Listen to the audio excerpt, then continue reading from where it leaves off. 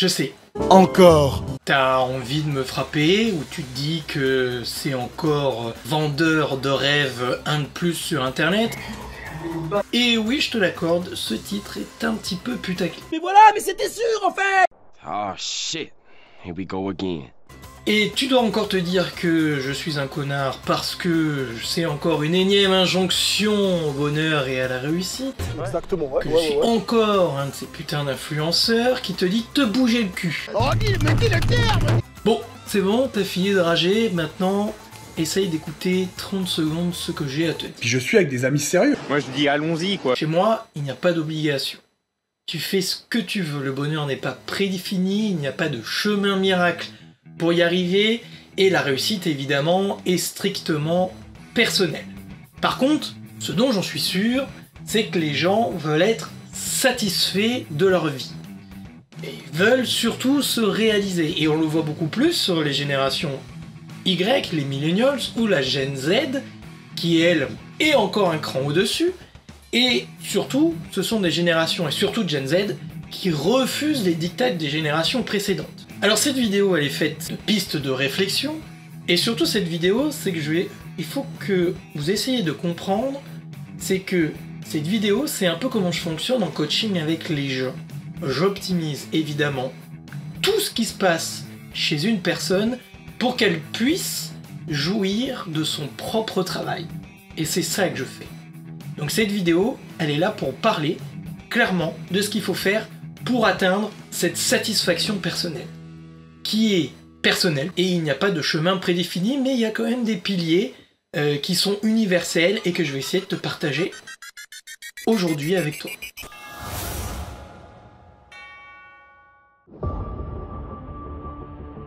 Premier chapitre, qu'est-ce qu'a besoin un être humain?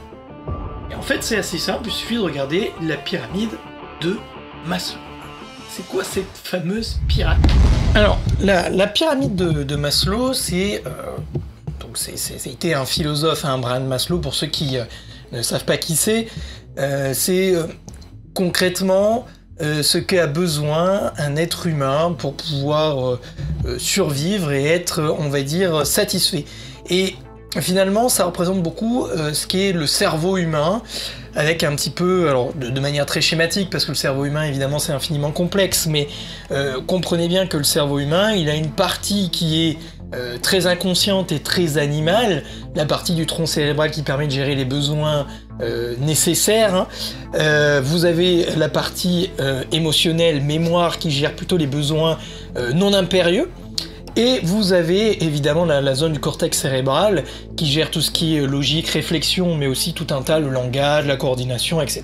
Évidemment, le cortex, c'est celui que vous utilisez tous les jours pour réfléchir et prendre des décisions, mais si vous voulez, votre décision arrive au préfrontal que si et seulement si vous inhibez le facteur critique, c'est-à-dire, enfin, justement que vous inhibez pas le facteur critique, vous mettez en marche votre facteur critique. Quand il est inhibé, c'est votre mode survie qui prend le relais. Et donc, ce qu'il faut bien comprendre, c'est que votre corps a déjà besoin d'air pour respirer, de sommeil, de se protéger contre la nature, de se reproduire pour faire perpétuer l'espèce, et ça c'est le besoin numéro 1, c'est la survie. Et si ce besoin-là n'est pas comment dire, satisfait, vous n'accéderez pas aux autres fonctions de la pyramide. C'est-à-dire que pour que vous puissiez avoir une réflexion critique et avoir une décision sur vos objectifs et de la réalisation, il faut que vous soyez serein. Si vous êtes stressé, votre besoin de survie et de sécurité n'est pas atteint, donc du coup, votre cerveau n'est pas créatif. Le point numéro 2, c'est le besoin de sécurité. Alors pourquoi les gens sont si à fleur de peau aujourd'hui? C'est parce que leur survie et leur sécurité est évidemment impacté avec la crise financière et politique. Vous n'avez pas d'environnement stable, vous n'avez pas de sens, vous n'avez pas de projection à long terme, et du coup ça crée anxiété et crise, donc les gens sont très sur la défensive et sont prêts à protéger coûte que coûte leur petit bout de pain. Voilà. Ensuite, bon, vous avez le besoin d'appartenance, la dimension sociale est très importante, puisque la dimension sociale, l'être humain, il a besoin de quoi? D'être aimé et d'aimer. Ça veut dire que l'être humain a besoin d'être entouré. Et pour pouvoir être entouré, il faut être sociable. Et pour pouvoir être sociable, il faut être présentable. Ben oui, parce que les gens vont pas se lier d'amitié avec vous si vous êtes juste répugnant, repoussant.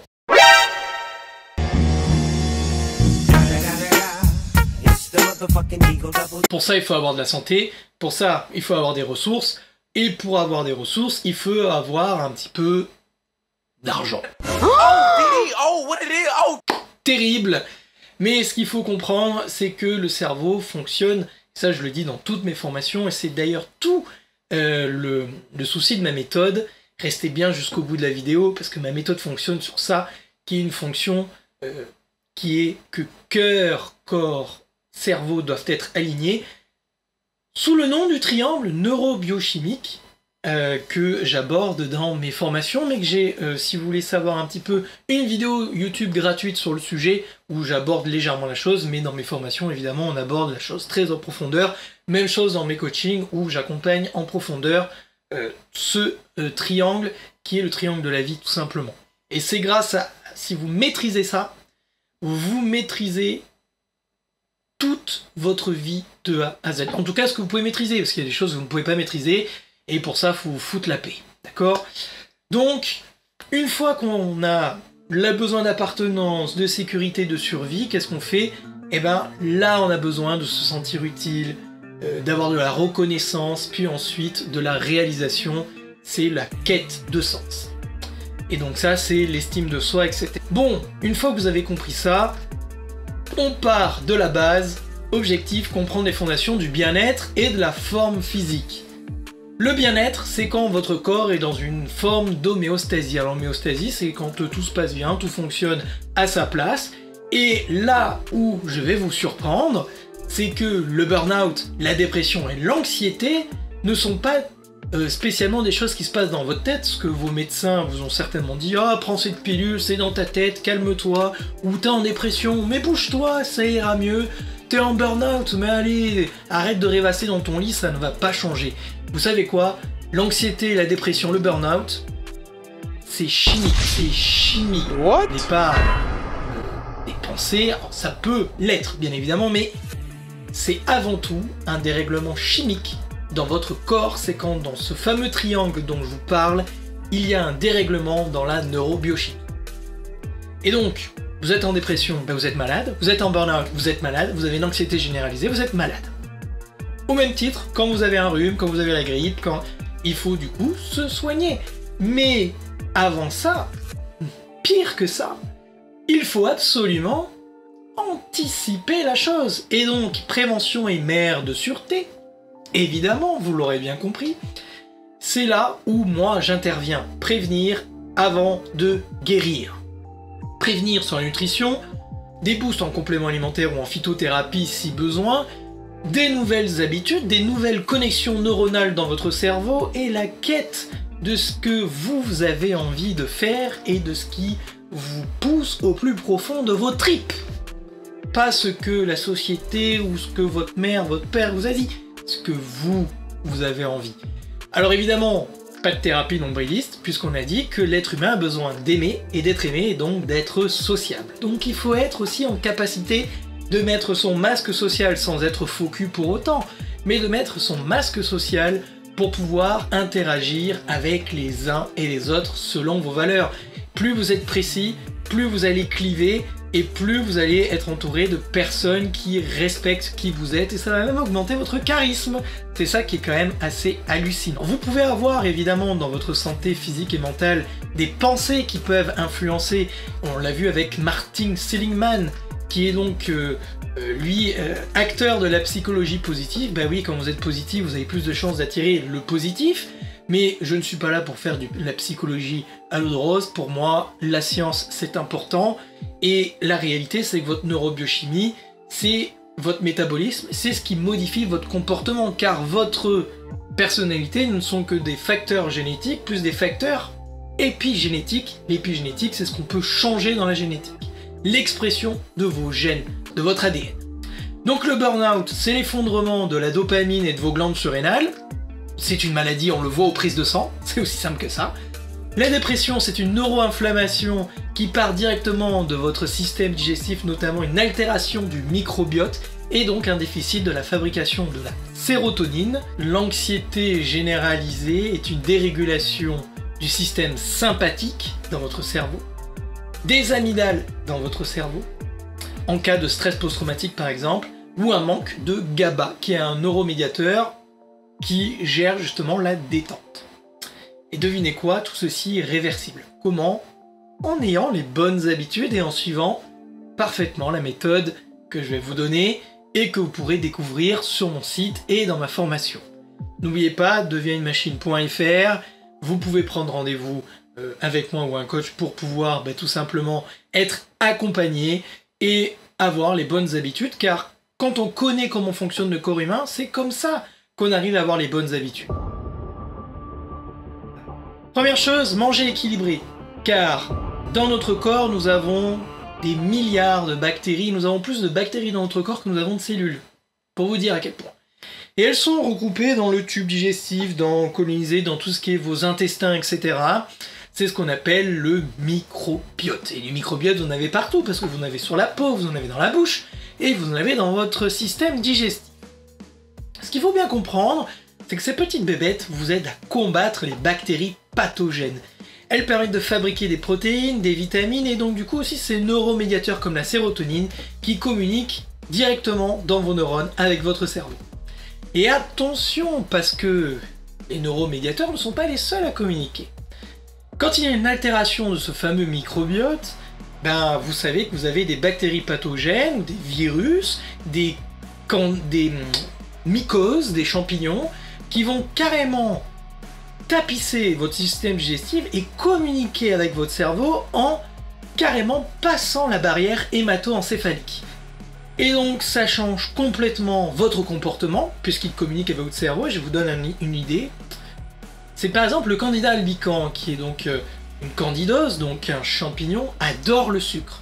Et il pourrait passer à travers la barrière hémato-encéphalique en faisant comment? En vous ordonnant à votre cerveau de manger du sucre, et ça pourrait être à l'origine de vos pulsions sucrées, car les Candida albicans adorent le sucre. Vous imaginez, si vous restaurez votre microbiote, vous verrez que vous pourrez, grâce à l'inflammation avec des oméga 3, des prébiotiques et probiotiques, vous pourrez changer de comportement, être moins impulsif, moins avoir de pulsions sucrées, etc. Le sport, 3 fois 50 minutes, donc 30 minutes par jour, mais aussi avec des moments où vous faites battre votre corps, vous devez vous bouger les fesses. Perdre 5 à 7% de son poids, c'est diminuer de 53% les risques de diabète. La musculation du haut du corps est très importante aussi, car vous avez des muscles comme le triceps qui consomment le sucre et donc du coup vous pouvez réguler votre glycémie. Donc c'est quand même hyper important, car aussi le fait de pouvoir muscler votre corps, notamment tout ce qui est abdominaux, lombaires, tout ce qui est diaphragme, etc. Ça permet aussi de pouvoir ouvrir votre cage thoracique et de mieux respirer. Vous respirez mieux, votre cerveau est moins en stress. Vous respirez mal. Pyramide de Maslow, pilier 1, survie. Votre survie n'est pas assurée, vous devenez stressé, vous avez les hormones de stress, vous pouvez faire un burn-out. Très simple. Ensuite, le foie, pour se détoxifier, un organe hyper important qui est là pour votre santé, il faut faire du cardio fractionné, il faut qu'il y ait un battement cardiaque qui s'accélère. Pourquoi? Parce que le foie a une activité détox qui est débit dépendante. C'est-à-dire qu'au repos, ça détoxe 1,5 litre de sang par minute. En activité, c'est jusqu'à 3 fois plus. Vous avez une détox de 300%. Donc, meilleur complément alimentaire possible, faire du sport. Évidemment, je ne vous demande pas d'être un athlète, le sport de très haut niveau est nocif pour la santé. En revanche, l'activité physique est importante. Bien dormir, bah oui, quand vous dormez, réparation de vos neurones, hormones de croissance, permet de réguler le métabolisme, le foie a un travail différent la nuit, régulation de tout un tas d'hormones, hyper important de bien dormir, et en plus ça a un effet sur l'estime de soi, la dépression, votre capacité d'apprendre, votre réserve neuronale, puisqu'à partir de 30 ans votre cerveau décline. Donc comprenez bien que si vous ne dormez pas, vous mettez votre corps en péril, et ça beaucoup plus rapidement possible. Très rapidement. Et j'avais fait une vidéo short sur mes réseaux sociaux où des influenceurs disaient que quand vous dormez trop, vous manquez de productivité, et il fallait dormir 4 heures par jour, se réveiller à 5 heures du matin pour pouvoir être productif. Non. Grosse connerie. Ne faites jamais ça. Le sommeil, c'est propre à chacun, c'est selon les horloges biologiques de chacun, il y en a du soir, il y en a du matin, bref, respectez votre corps, si vous devez dormir 8 heures, vous dormez 8 heures, point. Le sommeil, c'est hyper important. Chez les jeunes, je vois qu'il y a beaucoup de déficits à cause des écrans, des mauvaises habitudes aussi, et les jeunes n'apprennent plus rien, ils sont constamment avec des personnalités où ils sont violents, antipathiques, incapacités d'être sociables, et en plus ils ont des gros problèmes de santé physique et mentale, donc vous voyez bien que le sommeil c'est hyper important. Chapitre suivant, l'estime de soi. Et ça c'est un gros travail qu'on fait en développement personnel quand on est en coaching. Objectif, opportunité sociale et professionnelle. Quand vous estimez, vous êtes confiant, vous êtes en capacité de dire non, vous êtes en capacité de provoquer les choses, d'agir, de vous respecter, ça provoque moins de stress, plus de satisfaction et beaucoup moins de relations toxiques où vous finissez par être dévalorisé par l'autre. L'estime de soi, c'est comme le carburant dans une voiture, c'est quelque chose qui vous permet de pouvoir être résilient, de surmonter les difficultés, de passer à l'action et de vous construire l'avenir qui vous réserve. L'avenir qui est là pour, je dirais, un avenir serein pour vous, ce que vous avez choisi tout simplement. Toute proportion gardée, évidemment, il n'y a pas de baguette magique, il y a des choses que vous pourrez peut-être jamais faire dans la vie, mais en tout cas, vous pourrez vous rapprocher de tout ce qui est d'ordre sérénité, satisfaction et d'un meilleur bonheur à long terme. Votre cerveau se dégrade à partir de 30 ans, mais par contre, il dispose d'une réserve cognitive. Le fait de faire travailler votre cerveau vous permet toujours de réduire considérablement votre déclin cognitif et de garder sa neuroplasticité, capacité de détruire et de reconstruire des neurones. Vous savez quoi, une neuroplasticité? C'est la capacité aussi de sortir de sa zone de confort. Si vous êtes en capacité d'avoir un cerveau avec une grande neuroplasticité, vous serez en capacité de sortir plus facilement de votre zone de confort, d'apprendre des nouvelles choses, de maîtriser tout un tas de choses. Et évidemment, ça vous permet d'avoir un facteur critique, d'éviter les dérives sectaires qu'on peut voir notamment sur les réseaux sociaux, les écrans, les influenceurs, la manipulation des entreprises de la tech, qui est là à jouer avec votre dopamine à base de vidéos short, qui est là, qui vous connaît par cœur, qui se sert de vos informations personnelles pour détruire votre productivité, vous rendre consommateur, et sans que vous ayez une capacité d'action de vous rendre dépendant. Et pour ça, que faire? Activités diverses, sport, santé, activités créatives artistiques, quête de sens, toutes ces activités sont hyper importantes. Passer du temps avec sa famille, passer du temps avec ses amis, etc. Forgez-vous des habitudes qui sont simples mais hyper importantes. Et puis le dernier point quand même, faut pas l'oublier, je sais qu'en France c'est tabou, l'argent. Ah bah c'est pas trop tôt. L'argent c'est le nerf de la guerre. C'est ça qui m'intéresse, le pognon, le cash, le fric, le mbongo. Vous pouvez gagner beaucoup d'argent mais être fauché. L'important, et en France on en manque cruellement et ça se voit dans l'état communiste de notre pays, et je fais pas spécialement de politique là-dessus, mais comprenez que les gens attendent de l'État à ce qu'on leur verse des aides sociales. Alors je suis pas contre les aides sociales, mais juste là où je veux en venir, c'est que l'objectif est de sortir de votre passivité et arrêter de réclamer. L'argent en fait c'est une énergie, ça circule, c'est ni plus ni moins qu'un bout de papier qui a une certaine valeur conventionnelle qu'on se donne entre nous les êtres humains, et que finalement vous pouvez la donner, la récupérer, etc. Ça circule. C'est comme ça qu'on appelle l'économie. L'économie, c'est hyper important, c'est quelque chose que vous devez maîtriser. Le but du jeu, c'est pas l'argent fait le bonheur, c'est pas ça. Mais l'argent permet de valider les étapes 1 et 2 de votre pyramide de Maslow, ce qui vous permet tout simplement de pouvoir être plus serein pour aborder la réalisation de soi. L'objectif n'est pas de devenir riche, et je suis pas un influenceur finance qui va vous dire ce qu'il faut faire pour devenir millionnaire. Et en fait, vous n'avez même pas besoin de devenir millionnaire pour être serein dans votre vie. Juste des principes fondamentaux que vous devez comprendre sur l'argent. Vous devez apprendre à générer de l'argent. Vous devez apprendre à placer votre argent.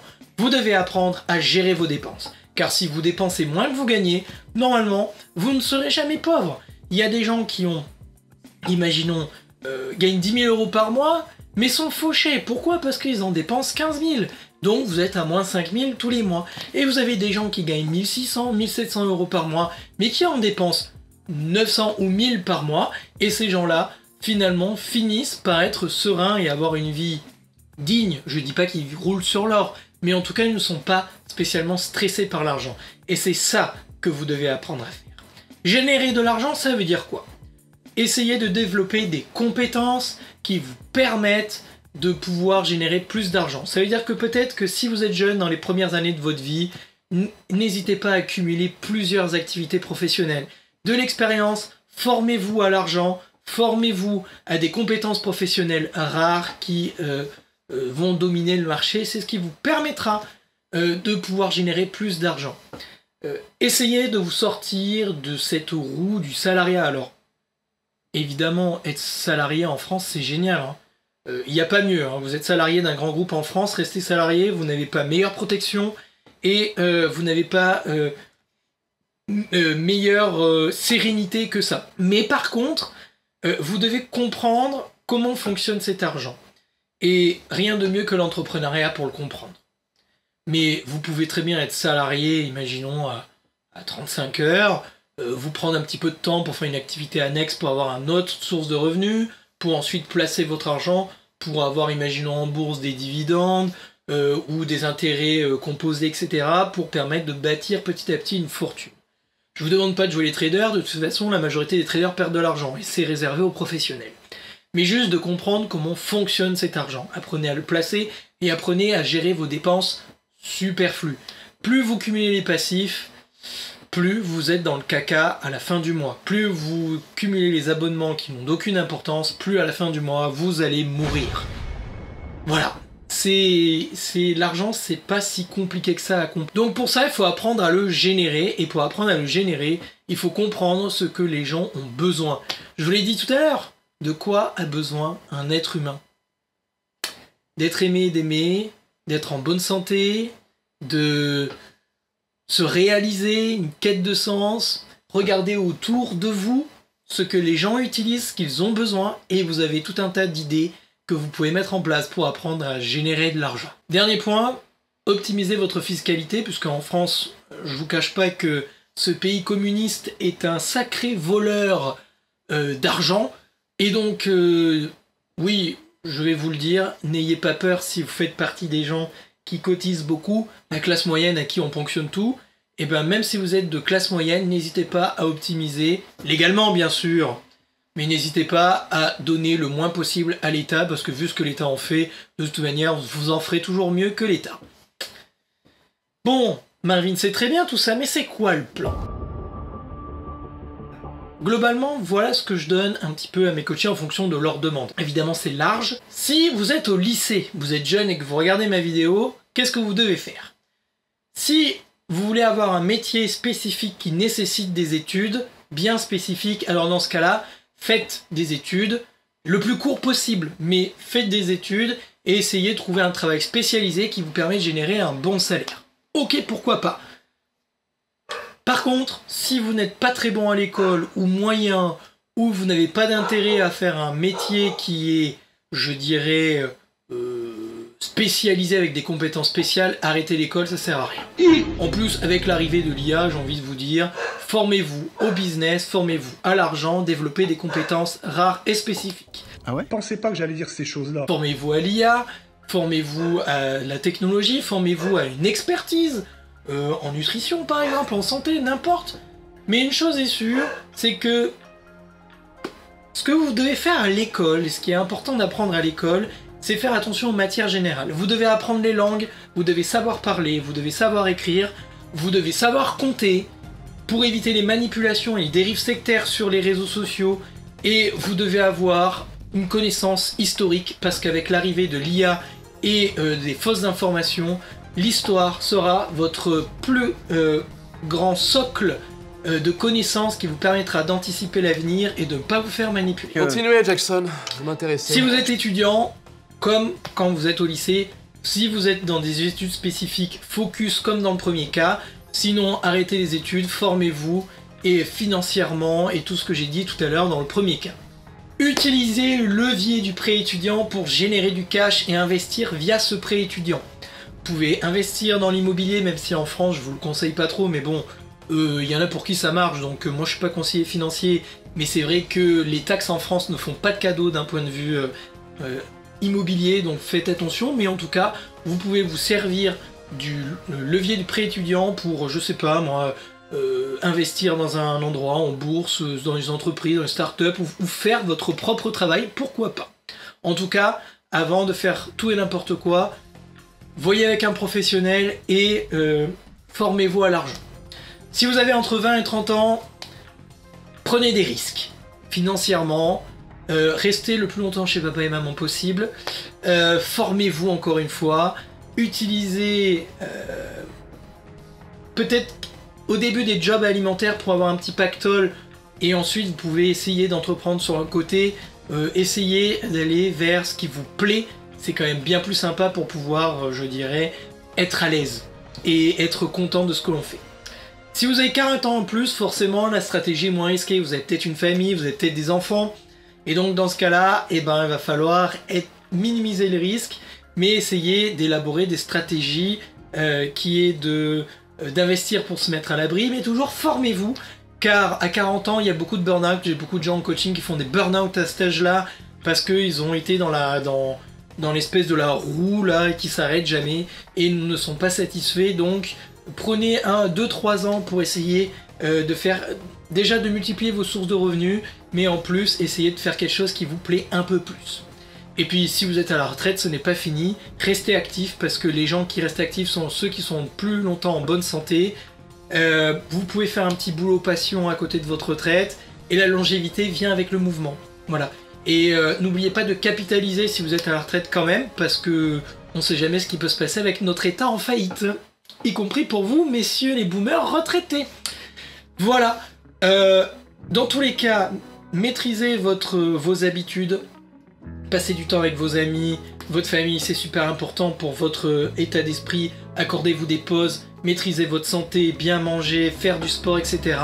Et mettez-vous à l'abri. Et vous verrez que vous réussirez dans la vie. Même si vous n'êtes pas riche, même si vous n'êtes pas une célébrité, mais vous serez satisfait de ce que vous avez accompli, et c'est ça le plus important. Si vous avez besoin d'aide, je reste là pour vous aider. Deviennemachine.fr, prenez rendez-vous. Vous avez aussi le code machine, un e-book que j'ai écrit qui est gratuit, que vous pouvez retrouver dans la description. Vous pouvez aussi avoir mon livre Le Monde des Paillettes et Le Bonheur à portée de main, qui est l'e-book qui est sur mon site. Et ceux qui veulent un accompagnement en réel, eh ben prenez rendez-vous. Sur ce, moi je vous dis à la prochaine. Ciao.